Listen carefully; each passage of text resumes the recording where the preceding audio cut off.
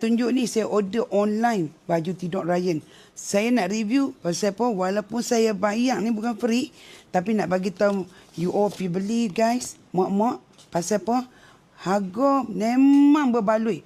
Memang gila berbaloi. Kain sejuk elok. Ni baju tidur cemang. Okey, anak turunan mami punya kain sejuk elok lembut, bukan jenis keras.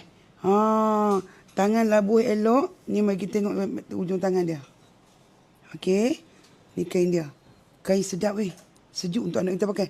Bukan saja baju. Dengan harga dia macam tu. Dia mas pasang dengan seluar. Ni seluar anak turunan mami. Ujung seluar pun jerut. Jadi tak terselok betis dia.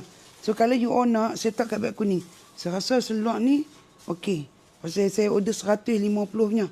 Maksudnya 150 cm lah untuk Ryan. Okey lah, dia dah 11 tahun. So kalau you all nak pi, dia sampai umur berapa tak tahu. Tapi memang berbaloi. Kain dia sedap. Kain dia sedap.